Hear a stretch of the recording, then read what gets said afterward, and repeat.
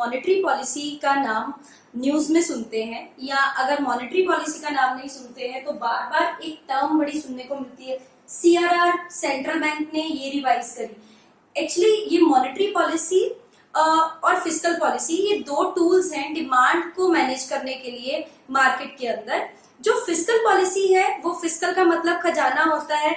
बहुत सारे स्टूडेंट जानते हैं, क्योंकि मैं पंजाबी हूं तो मेरे टच आता है खजाना।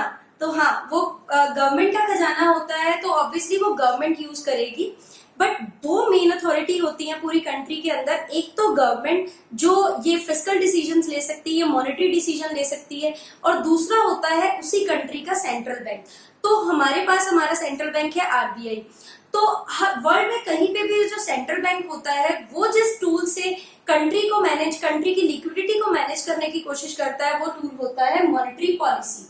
ठीक है, मॉनेटरी पॉलिसी के दो टूल्स रहते हैं। दो टूल्स मतलब एक क्वांटिटेटिव, मतलब एक तो हर तरह की मनी सप्लाई को कम करना या बढ़ाना, कंट्रोल करना बेसिकली, या किसी पर्टिकुलर चीज के लिए जो लोन दिए जा रहे हैं उनको महंगा या सस्ता करना। ये जरूरी क्यों है? जितना ज्यादा हमारी इकोनॉमी में पैसा होगा, जिसे हम बोलते हैं मनी सप्लाई। मनी सप्लाई दो तरह से आती है। एक तो हमारा सेंट्रल बैंक प्रिंट करता है, जिसके पास सोल अथॉरिटी है, और दूसरा है हमारे कमर्शियल बैंक्स, जो कि लोन्स के थ्रू क्रिएट करते हैं मनी। हालांकि वो क्या करते हैं, हमारे ही पैसे को, मैं एक डिपॉजिटर हूं, मैंने जाके पैसा बैंक को पकड़ाया, बैंक ने क्या किया, क्योंकि उनको बाय डिफॉल्ट, उनको एक्सपीरियंस ये पता है कि मैं अपना पैसा एक महीने तक नहीं निकलवाने आऊंगी, तो उसी महीने के दौरान उन्होंने मेरा पैसा किसी और को लोन के चलते दे दिया और इसी के थ्रू पैसे कमा लिए। अब क्योंकि बैंक कोई छोटा नेटवर्क नहीं है, अब वैसे भी हर बैंक का आपस में रिलेशन बनने लग गया है, तो हर बंदा, अगर मैं मान के चलूं 130 करोड़ की जनता हो गई, तो 130 करोड़ जनता का इनके पास बैंक अकाउंट है। तो कोई, बहुत सारे लोग ऐसे हैं जो अपने, जैसे मिडिल क्लास बोल दूं, सैलरीड लोग बोल दूं, जो अपने पैसे इन बैंकों में लंबे टाइम तक रखते हैं, चाहे वो पीपीएफ हो गया, चाहे वो एफडीज हो गई, चाहे वो आरडीज हो गई। तो इन्हीं की एडवांटेज लेता है, हमें तो देता है। मान लो कि अगर मैं ये बोलूं कि बैंक ने मुझे आरडी पे दिए 6.75%, तो लोन वही वाला उसने क्रिएट किया 9% पे, तो जो बीच का 3% के अराउंड, 9.75% मान के चले, तो 3% का जो हुआ उसकी क्या हो गई, कमाई हो गई। तो इस तरह से जो बैंक है, अब क्योंकि अगर वो ज्यादा पैसा मार्केट में लोन्स के थ्रू डाल देंगे, तो लोगों की डिमांड्स भी बहुत तेजी से बढ़ने लगेंगी। जब उनकी डिमांड बहुत तेजी से बढ़ने लगेगी और चीजें मार्केट में नहीं होंगी, तो ऑब्वियसली प्राइसेस को बढ़ाना पड़ेगा, चीजें महंगी हो जाएंगी। जो चीज मार्केट में कम है उसके प्राइसेस जो है वो बढ़ा दिए जाते हैं। जो चीजें एक्सेस में पड़ी होती हैं, सीजन ऑफ पे आपने देखा होगा सेल वगैरह लगा दी जाती है, मतलब ऑब्वियसली उस स्टॉक को क्लियर करना है, क्या पता वो चीज कल को रहे नहीं रहे, तो उसके प्राइसेस गिरा दिए जाते हैं। ये बड़ा बेसिक सा रूल है। तो उन्हीं चीजों को मैनेज करने के लिए कि एकदम से बहुत ज्यादा भी पैसा मार्केट में ना आ जाए या बहुत कम पैसा भी मार्केट में ना रहे, उसके लिए ये टूल यूज करता है मॉनेटरी पॉलिसी। तो मॉनेटरी पॉलिसी के अंदर दो तरह के टूल्स रहेंगे। एक, अगर मैं, कई बार आपने सुना होगा कि कार लोन महंगे कर दिए, होम लोन सस्ते कर दिए, तो ऐसे वाले टूल जो कि एक पर्टिकुलर चीज के ऊपर अटैक करते हैं, उसे हम बोलते हैं क्वालिटेटिव टूल या पर्टिकुलर टूल, जिसके बारे में हम अपनी नेक्स्ट वीडियो में बात करेंगे। अभी फिलहाल के लिए हम बात करेंगे क्वांटिटेटिव या जनरल टूल। जनरल टूल का मतलब क्या हो गया, ऐसे टूल्स जो कि सबको एक साथ अफेक्ट करते हैं। चाहे आप किसी भी पर्टिकुलर चीज के लिए लोन लो, चाहे आप किसी भी चीज के लिए मतलब डिमांड करना चाहते हो, तो आपके लिए ये वाले लोन्स जो है इन्फ्लेशन के टाइम में महंगे हो जाएंगे और डिफ्लेशन के टाइम पे सस्ते हो जाएंगे। इनका मतलब क्या है, फिर आपको पता लगेगा कि क्यों महंगे सस्ते होते हैं। तो पहले है बैंक रेट, और मैं साथ में ही लूंगी रेपो रेट। ये दो रेट्स ऐसी हैं जिनके through commercial bank central bank से लोन ले सकता है। जैसे central bank is just like a father to all the commercial bank. मैंने अपनी एक और वीडियो में यही चीज बोली थी। जब भी बच्चे को जरूरत पड़ती है तो वो ऑब्वियसली अपने फादर को अप्रोच करता है प्रॉब्लम से बाहर निकलने के लिए। तो एग्जैक्टली ऐसे ही सेंट्रल बैंक हेल्प करता है कमर्शियल बैंक्स को जब भी उनको जरूरत पड़ती है। तो दो टूल्स हैं, अगर कभी भी ये जो अपने कमर्शियल बैंक्स हैं उनको फंड्स की जरूरत पड़ती है, उनको पैसों की जरूरत पड़ती है, तो वो अप्रोच कर सकते हैं सेंट्रल बैंक को through the facility bank rate and repo rate. Bank rate हमेशा लंबे टाइम पीरियड के लिए रहेगी। कई बार इनके बीच में क्वेश्चन, डिफरेंशिएशन का क्वेश्चन भी आ जाता है, तो ध्यान से समझना। लंबे टाइम पीरियड के लिए अगर किसी कमर्शियल बैंक को लोन चाहिए तो वो बैंक रेट के थ्रू अप्रोच करेगा, और इसके चलते उनको कोई भी सिक्योरिटी, कोई भी गिरवी रखवाने के लिए चीज नहीं देने की जरूरत उनको। बट उसी के ऑपोजिट, हाँ, थोड़ा अटपटा सा लगता है ये चीज कि एक तो छोटे टाइम पीरियड के लिए लेना, और वो भी कोई चीज गिरवी रखवा के, और लंबे टाइम पीरियड के लिए कुछ भी गिरवी नहीं रखवाना।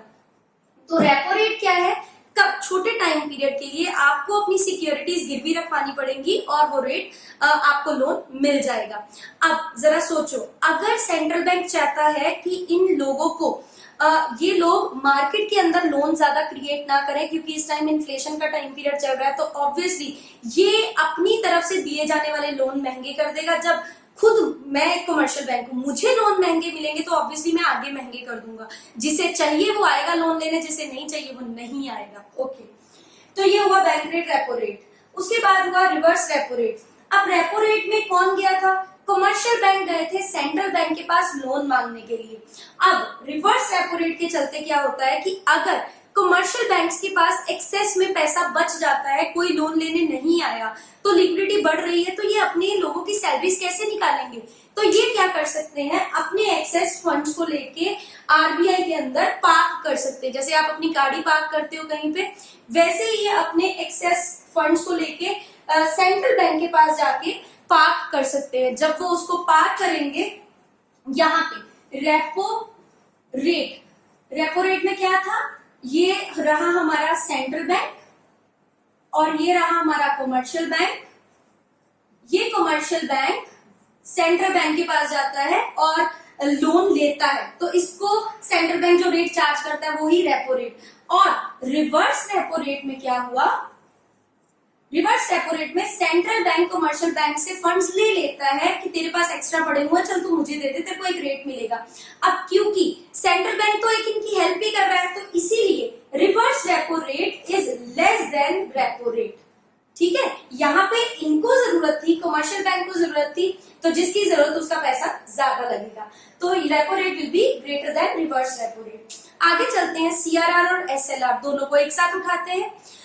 जब भी बैंकिंग सिस्टम, मतलब कमर्शियल बैंक आया, कमर्शियल बैंक ने एक लाइसेंस लिया कि हाँ भाई ठीक है, मैं पब्लिकली लोगों को सर्व करूंगा, उनके डिपॉजिट्स एक्सेप्ट करूंगा और उनको लोन्स दूंगा, तो उसके चलते एक सेंट्रल बैंक उनको लाइसेंस देता है। तो उसकी बहुत बड़ी जिम्मेदारी रहती है, अगर इतने सारे लोगों के पैसे लेके कोई भाग जाए तो किसको हम शिकायत करेंगे? ऑब्वियसली सेंट्रल बैंक को। तो उससे बचने के लिए सेंट्रल बैंक ने दो चीजें रखी हुई हैं, एक है सीआरआर, एक है एसएलआर। उनको ये कंडीशन कमर्शियल बैंक के ऊपर लगानी पड़ती है कि अगर तुम्हें बैंक बनना है तो हर टाइम पे CRR is cash reserve ratio, कि तुम्हें अपना पैसा मेरे पास इतनी सिक्योरिटीज की फॉर्म में इतने % पैसा अपना मेरे पास आके रखना पड़ेगा। मान लो कि 100 रुपया पड़ा हुआ है इसके पास, इसमें से मान के चले कि 5%, at present it is 3% according to 27 March 2020। But मान लिए एक एग्जांपल के तौर पे 5% पैसा, मतलब 5 रुपए, ये क्या कहता है कि तुम्हें मेरे पास रखने पड़ेंगे, और ये होंगे सिक्योरिटीज की फॉर्म में। ठीक है, कैश की फॉर्म में नहीं, अपनी सिक्योरिटीज। लो जी 5% 5 रुपए की सिक्योरिटी मैं आपके पास रखवा के जाता हूँ, तो अब उसके पास कितना बच गया? पर 95 रुपीज बच गए, जिसमें से वो लोन क्रिएट कर सकता है। बट नहीं, अब ये पैसे तो सेंट्रल बैंक के पास पड़े हुए हैं, बट अगर कोई कस्टमर जो ये कमर्शियल बैंक ने सोचा था ये तो 10 दिनों तक नहीं आएगा पैसे लेने, वो कल पहुंच गया, उसको जरूरत पड़ी, तो उनको पैसे वो कहां से देंगे? क्या बैंक ये बोल सकता है नहीं मेरे पास पैसे नहीं है, जाओ? नहीं, एक बैंक ऐसा नहीं बोल सकता, ट्रस्ट चला जाएगा। अगर आप किसी एटीएम में जाते हैं, एक दिन पैसे नहीं है, 2 दिन पैसे नहीं है, तीसरे दिन तो कस्टमर्स हल्ला करेंगे, क्योंकि उन्हीं के तो पैसे हैं। तो इसीलिए उस चीज से बचने के लिए एसएलआर काम करता है, जिसे बोलते हैं स्टैट्यूटरी लिक्विडिटी रेशियो। लिक्विडिटी मतलब कैश। कैश में हर टाइम पे कमर्शियल बैंक को अपने पास कैश में कुछ पैसा हमेशा रखना पड़ेगा। लेट्स से अगर ये मैं बोलूं 15%, 95 तो ऑलरेडी उसके पास 100 में से 5 पकड़ा है सेंट्रल बैंक को, 95 खुद के पास पड़े हुए हैं। अब उसमें से 15% क्या आ गया, मतलब 15 रुपए कह के चलो कि अगर 15 में इसमें से सब्ट्रैक्ट कर देती हूँ, so I will be left with 80। तो 80 रुपए का ही मैं लोन क्रिएट कर पाऊंगी। बाकी जो मेरे पास 15 रुपए पड़े होंगे, मैं हमेशा अवेलेबल रहूं कि कोई कस्टमर आए, वो खाली नहीं जाना चाहिए, ठीक है, क्योंकि उसी के तो पैसे हैं। अगर तुम ऐसे करोगे तो अगली बार से कोई तुम्हें पैसा देगा नहीं, तो तुम्हारा बैंक का लाइसेंस जा सकता है। तो तीसरा हुआ open market operation. Open market operation, OMO is open market operation, जिसमें सेल ओपनली, जो हमारा सेंट्रल बैंक है, जब किसी टाइम पे इसको जरूरत पड़ती है तो ये ओपनली मार्केट में उतरता है, सेकेंडरी मार्केट में उतरता है। वो लोन ले भी सकता है और लोन दे भी सकता है, बट सिक्योरिटीज रखवा के, फर्स्ट हैंड सिक्योरिटीज रखवा के। अब जब भी मान लो मैं हूं सेंट्रल बैंक, मुझे पैसों की जरूरत है, तो जब मेरे को पैसों की जरूरत है, मैं किसी को कुछ दूंगी, मतलब मैं कुछ बेचूंगी, और जब मेरे को पैसे की जरूरत नहीं है तब मैं चीज खरीदूंगी, ठीक है। तो इसीलिए दो तरह के ये ऑपरेशंस ऑपरेट करता है मार्केट के अंदर। सेल ऑफ सिक्योरिटीज, जब मैं कोई चीज बेचूंगी तो मेरे पास पैसे आएंगे, ठीक है। और मैं पैसे कब लेना चाहती हूँ मार्केट से, जिस टाइम पे इन्फ्लेशन बहुत ज्यादा आ रही है, मार्केट में पैसा बहुत ज्यादा और मेरे पास बहुत कम। एक तरफ हुई ओपन मार्केट ऑपरेशन के चलते, मैं ये बोलूं, एक तरफ हुआ सेंट्रल बैंक और एक तरफ हुआ पूरी मार्केट, ठीक है। अगर मार्केट में पैसा बहुत है तो ये क्या करेगा, सेल करेगा सिक्योरिटीज को और पैसा आ जाएगा इधर, ठीक है, तो ये कम हो जाएगा। और अगर मैं बात करूं कि इसके पास पैसा कम है, जिस टाइम पे पैसा कम हो जाता है मार्केट के अंदर, तो ये क्या करेगा, बाय करेगा। जब कोई चीज खरीदूंगी तो पेमेंट करूंगी, तो मार्केट के अंदर पैसा चला जाएगा। तो इसीलिए जिस टाइम पे डिफ्लेशन है, अगर मार्केट के अंदर डिफ्लेशन चल रही है, मार्केट के अंदर पैसा नहीं है, तो ये कैसे इन्फ्यूज करेगा पैसा उसके अंदर, वो पैसा इन्फ्यूज करेगा थ्रू परचेज ऑफ सिक्योरिटीज। तो ये कुछ ऑपरेशंस हैं जो कि इसके क्वांटिटेटिव टूल्स रहते हैं, जिसमें या तो वो कह लो कि कमर्शियल बैंक के साथ डायरेक्टली डीलिंग कर सकता है, लोन दे सकता है, लोन ले सकता है, और उनको कंडीशन लगा सकता है कि तुम्हें इतने पैसे ही रखने ही है अपने पास, ताकि तुम दिवालिया ना हो जाओ, बात मेरे पे ना आ जाए। और अगर नहीं तो वो डायरेक्टली मार्केट के साथ भी डील कर सकता है। ये सारे हुए चीजें। अब शायद आप मार्केट के अंदर न्यूज में ये जो टर्म्स सुनने को तुम्हें मिलती हैं, अब तुम शायद उनके साथ कनेक्ट कर पाओगे। तो याद रखना, इन्फ्लेशन है तो उसका रीजन है मनी सप्लाई ज्यादा होना, मार्केट में पैसा ज्यादा होना, ठीक है। और अगर डिफ्लेशन है तो मार्केट में पैसा कम है। अगर मार्केट में पैसा ज्यादा है, जस्ट लाइक अ स्पॉन्ज, अगर मार्केट के अंदर बहुत ज्यादा पानी है, पानी को मैं बोलूंगी लिक्विड, लिक्विड को मैं बोलूंगी मनी सप्लाई, तो उसे निकालना पड़ेगा, नहीं तो वो तैरने लग जाएंगी चीजें। तो जब वो तैरने लग जाएंगी, मतलब प्राइसेस ने इतना ऊपर कर दिया उनको कि उन्हें तैरना पड़ रहा है, तो उसमें से मुझे पानी निकालना पड़ेगा। तो निकालना पड़ेगा तो मैं क्या करूंगी, ऐसे स्पंज रखूंगी और उसमें से बाहर निकालूंगी एक्स्ट्रा पानी, ठीक है। और जिस टाइम पे उसके अंदर पैसा नहीं है, पानी नहीं है, सूखी पड़ी है, तो वही स्पॉन्ज जो मैंने एक टाइम पे सोखा था उसको लाऊंगी और वही निचोड़ दूंगी। Is that okay? तो इसे कहते हैं कॉन्ट्रैक्शनरी और एक्सपेंशनरी फिस्कल पॉलिसी, ठीक। तो इन्फ्लेशन के टाइम पे आपको मनी सप्लाई कम करनी है तो कॉन्ट्रैक्शनरी, डिफ्लेशन के टाइम पे मनी सप्लाई बढ़ानी है तो एक्सपेंशनरी मॉनेटरी पॉलिसी।